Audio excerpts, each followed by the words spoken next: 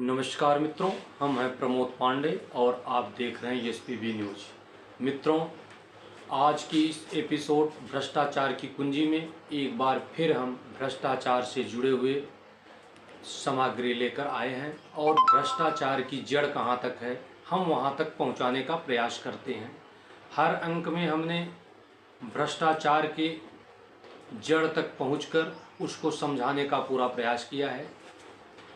आज हम भ्रष्टाचार की इस एपिसोड में जातिवाद शब्द पर प्रकाश डालेंगे कि जातिवाद आखिर में ये है कहाँ से, जातिवाद हो क्यों रहा है और जातिवाद की मूल जड़ क्या है। जबकि हमारी भारतीय सनातन व्यवस्था में कहीं जातिवादी व्यवस्थाएं नहीं थी, वो कहाँ से आई, कैसे आई, उस पर प्रकाश डालेंगे तो काफ़ी समय जाएगा। इसलिए हम मूल विषय पर आते हैं और हम स्पष्ट रूप से कहना चाहते हैं, तथ्यों के साथ प्रमाणित तौर पे कहना चाहते हैं कि आज जातिवादी व्यवस्था बढ़ाने के लिए सबसे अधिक कोई जिम्मेदार है तो हमारा संविधान जिम्मेदार है, हमारे संवैधानिक पद पे बैठे लोग जिम्मेदार हैं।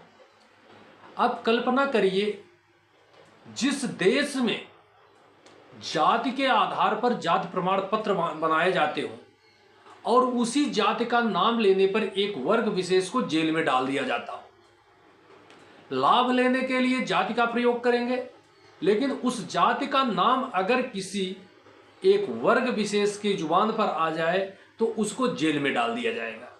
इससे बड़ी दुर्भावनापूर्ण व्यवस्था, संवैधानिक व्यवस्था कहां पे हो सकती है।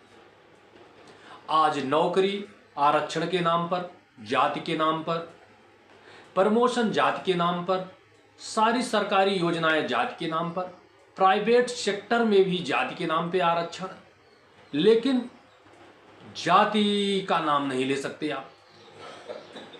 हमारी सरकारें, हमारे राजनीतिक व्यवस्थाएं जातियों पर ही आधारित है। हर राजनीतिक दल जाति के आधार पर सम्मेलन करते हैं, जाति के आधार पर वोट बैंक की राजनीति करते हैं, आरक्षण के लिए छाती पीट के रोना, जाति का नाम लेके रोते हैं, लेकिन ये जातिवाद खत्म करने की बात करते हैं, इस समानता की बात करते हैं, सबके लिए अलग कानून जातियों के आधार पर बनाते हैं। यही व्यवस्थाएं मुस्लिम धर्म में सैकड़ों जातियां हैं, उसका उल्लेख कभी नहीं करेंगे, ईसाइयों में नहीं करेंगे, लेकिन हिंदू धर्म को बांटने के लिए जातिगत व्यवस्था इस संवैधानिक आधार पर परोसी जाती है। अभी कल नारी बंधन पर एक नारी आरक्षण के लिए, महिला आरक्षण के लिए बिल पेश किया गया, जिसमें हमने देखा सदन में राहुल जी छाती ठोक कर कह रहे थे, हमारे दलित हिंद भाइयों को हिंदू कहते हैं लेकिन उनको अधिकार नहीं दिया जाता, ओबीसी को हिंदू कहते हैं उनको अधिकार नहीं दिया जाता। इससे शर्म की बात और क्या हो सकती है। जाति के आधार पर नौकरी, जाति के आधार पर आरक्षण, जाति के आधार पर चुनाव लड़ने की व्यवस्था, और इसके बाद भी नेता प्रतिपक्ष सदन में छाती पीट कर चिल्लाता हो। यहाँ जाति व्यवस्था, इससे ज्यादा और अव्यवस्था कहाँ हो सकती है। अखिलेश यादव आरक्षण में भी, धार्मिक आधार पे महिला आरक्षण में भी पुनः मुस्लिम महिलाओं के लिए आरक्षण की मांग करते हैं। इससे ज्यादा दुर्भाग्यवाद और कहाँ हो सकता है कि संवैधानिक संस्थाओं में, सामाजिक पदों में जाति के, और ये लोग जातिवाद खत्म करने की बात करते हैं। फिलहाल ये तो ऐसी जातिवाद मानसिकता के लोग हैं ही, इनसे हम अपेक्षाएं नहीं कर सकते। केवल आज की पूरी व्यवस्था, पूरी संवैधानिक व्यवस्था एक सामान्य वर्ग को, सवर्ण समाज को टारगेट करने के लिए की गई। बड़ी आशा और उम्मीद के साथ भारतीय समाज के लोगों ने, सनातन धर्मियों ने भाजपा की सरकार चुनी। हमें सपा, कांग्रेस, तृणमूल कांग्रेस, आम आदमी पार्टी, राष्ट्रीय जनता दल, ऐसे दलों से कोई अपेक्षाएं नहीं थी, लेकिन भारतीय जनता पार्टी जो हिंदुत्व के नाम पे शासन में आई, जिससे लोगों को लगाव होता है उसी से शिकायतें भी होती है। आज हम चर्चा करेंगे जब हमारे देश के माननीय प्रधानमंत्री मोदी जी संसद के पावन सदन में खड़े होकर के जब प्रधानमंत्री श्री नरेंद्र मोदी जी आज एक बार पुनः जाति के आधार पर बातें करते हैं और अपना पुराना पत्ता फेंकते हैं, भावुक सुर में कहा, मैं अत्यंत पिछड़े समाज से आता हूं। फिर गंभीर मुद्रा बनाकर बोले, मेरा दायित्व सबको साथ लेकर चलने का है। और अंत में संविधान को नमन करते हुए घोषित किया कि संविधान के कारण ही मैं यहाँ तक पहुँचा हूँ। ये वाक्य सुनकर कई सदस्य भावुक हो गए। लगता था मानो कोई महात्मा राष्ट्र को एक सूत्र में पिरोने का संदेश दे रहा हो, किंतु यह मीठा भाषण जमीनी यथार्थ से टकराकर चूर चूर हो जाता है। यही आज की राजनीति का सबसे कटु विरोधाभास है।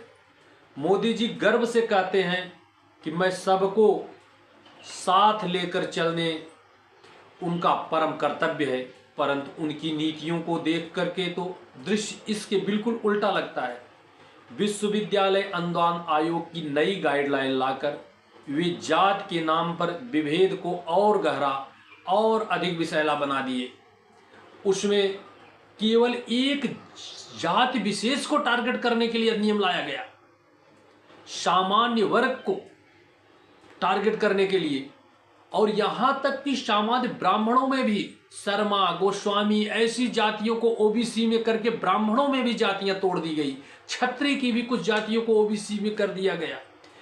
वैश्य समाज में जायसवाल, गुप्ता, तेली, इन सबको ओबीसी में कर दिया। मतलब वहां भी विभेदन करके तोड़ने का बात। और ऐसा क्रूर कानून जिस पे हम चर्चा करेंगे तो बहुत लंबा चर्चा हो जाएगा। इस पे काफ़ी चर्चाएं हो चुकी हैं। एक और जहां वो संविधान को नमन करते हुए आंसू बहाते हैं, वहीं दूसरी ओर उसी संविधान की आत्मा को कुचलते हुए जाति आधारित आरक्षण को इतना कठोर बना देते हैं कि योग्यता और मेधा का स्थान जन्म आधारित जाति ले लेती है। क्या यह समावेश अथवा चतुर जातिवाद का दांव नहीं है? जब वो स्वयं को अति पिछड़े का सपूत बताते हैं, वे सत्ता में बैठकर उसी समाज को खंडित करने और ईर्ष्या भरने का कार्य करते हैं। SC/ST अधिनियम को और अधिक क्रूर बनाना भी इस दोहरे चरित्र का प्रमाण है। जब वे SC/ST एक्ट को इतना सुप्रीम कोर्ट के आदेश के बाद भी इतना कठोर बना रहे थे कि क्या उसमें एक धारा और नहीं जोड़ी जा सकती थी कि यद्यपि फर्जी मुकदमा फर्जी पाया गया सामान्य के खिलाफ तो उनके खिलाफ भी कार्रवाई की जाएगी। फर्जी ढंग से सामान्य वर्ग को उत्पीड़न करने के लिए उनको मुकदमे में फंसा दिया जाए। 20 साल जेल रहने के बाद अगर वो निर्दोष छूटते हैं माननीय न्यायालय द्वारा, तो फिर उन जिन्होंने फर्जी किया था उनके खिलाफ कोई कार्रवाई का प्रावधान नहीं। आखिर एक कहाँ तक संवैधानिक व्यवस्थाएं हैं? इनके एक दोहरा चरित्र है। कहते हैं सबको साथ चलाएंगे, किंतु कानून ऐसे प्रावधान जोड़ देते हैं कि आरोप लगाते ही व्यक्ति अपराधी सिद्ध हो जाए। न जांच न बचाव। क्या यह न्याय है या वोट बैंक की भूख का हर क्रूर हथियार है? मोदी जी का कथन संविधान के कारण ही मैं यहाँ तक पहुँचा हूँ सुनकर हंसी आती है।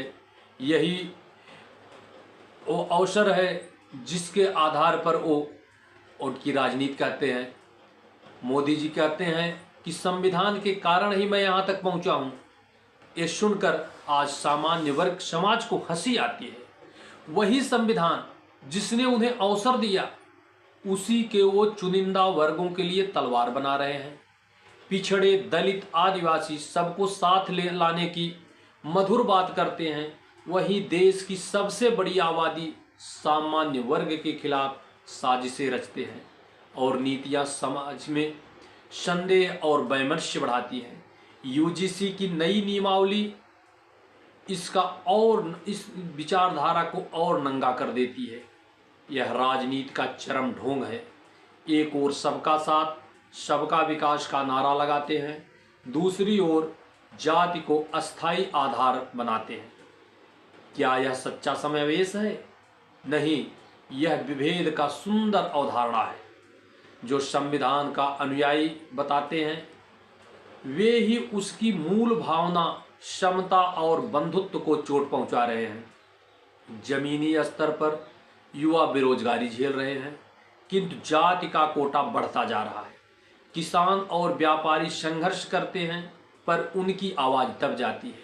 महिला सशक्तिकरण सुन रही हैं, किंतु महिलाओं, लड़कियों पर अपराध और अपहरण बढ़ते जा रहे हैं। ये आज की संवैधानिक व्यवस्थाएं हैं। कहने के लिए सामान्य वर्ग को ईडब्ल्यूएस के तहत 10% आरक्षण का झुंझुना दे दिया गया, लेकिन जरा गंभीरता से देखिए, क्या उस 10% के आरक्षण में उम्र की छूट है, अवसर की छूट है, लेकिन वहां भी असमानता क्यों?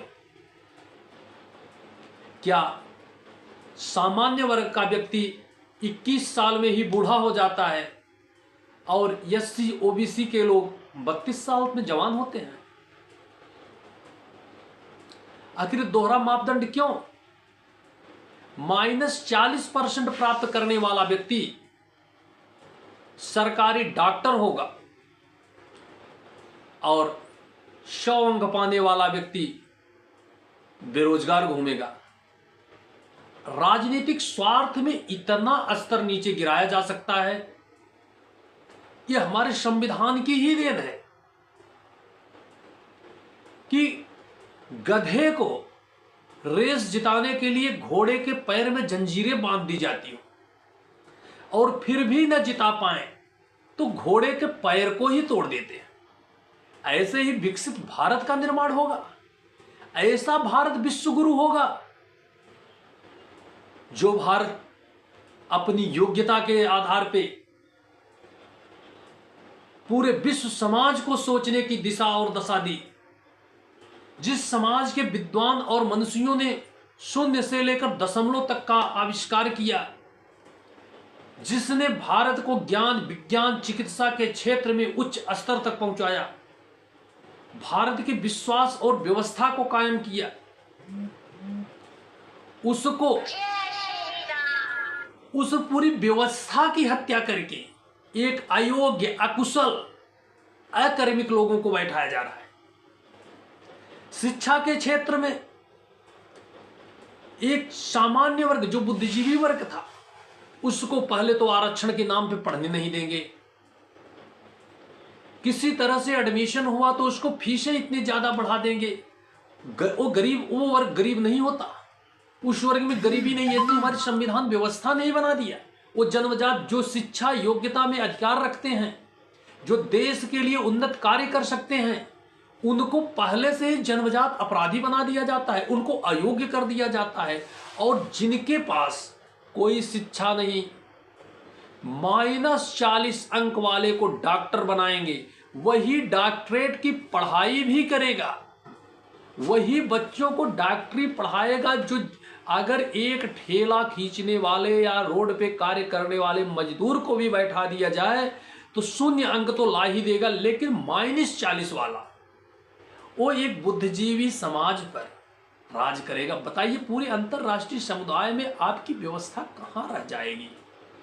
माननीय प्रधानमंत्री जी, इतना भी नीचे मत गिरिए। आप पढ़ाने की पूरी व्यवस्था किए, फ्री कोचिंग, फ्री सब कुछ, और इसके बाद भी योग्यता पे इतना बड़ा प्रतिबंध है। जिस देश का सर्वोच्च व्यक्ति, राष्ट्रपति, अनुसूचित जाति से आता हो, जिस देश के राष्ट्रपति अनुसूचित जनजाति से आते हो, जिस देश का प्रधानमंत्री ओबीसी हो, उसको आरक्षण की जरूरत है। रामनाथ कोविंद, उनको आरक्षण की जरूरत है क्योंकि वो एससी है।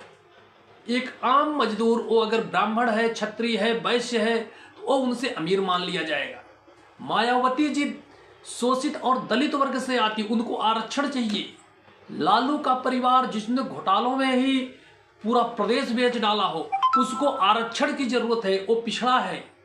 माननीय प्रधानमंत्री मोदी जी जो विश्व के सर्वोच्च नेताओं में हैं, जो सबसे प्रतिष्ठित हैं, सामान्य वर्ग के लोगों को हृदय में राज करते थे, सनातन के प्रहरी माने जाते हैं, जो राम को लाने का श्रेय लेते हैं, ऐसे व्यक्ति, ऐसे प्रमुख व्यक्ति भी आरक्षण की श्रेणी में आएंगे।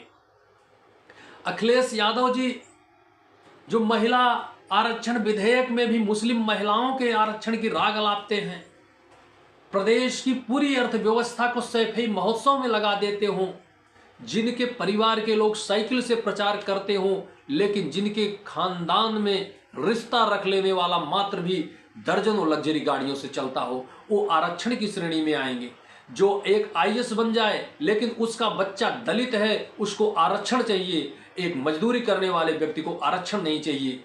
ये आज की जातिगत व्यवस्थाएं, ये हमारी संवैधानिक व्यवस्थाएं हैं जो देश को जातिवाद के नाम पर देश की व्यवस्था को नष्ट और भ्रष्ट करने का काम करते हैं।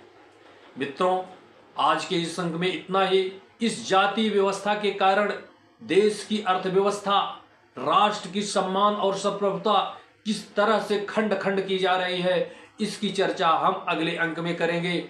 और हम ये भी बताएंगे, हम कुछ घटनाओं को उदाहरण के साथ, उनके वीडियो के साथ हम आपको दिखाएंगे कि ये जातिवादी जहर समाज में कितनी नफरत फैला रहा है और कितने इस जातिवादी व्यवस्था पे एक वर्ग विशेष की मेधा और प्रतिभा को दबाने के लिए सरकारें और संवैधानिक व्यवस्थाएं कितना क्रूर अत्याचार कर रही हैं।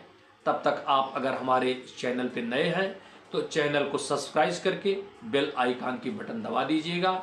अगले अंक में फिर हम आपको मिलेंगे और इस भ्रष्टाचार की कुंजी में पुनः मैं जाति व्यवस्था पर ही एक विश्लेषण के साथ, साक्ष्यों के साथ, संविधान के उन अनुच्छेदों और उनके हो रहे दुरुपयोगों को साथ में लेकर हम आपको फिर मिलेंगे। तब तक के लिए जय हिंद, जय महाभारत।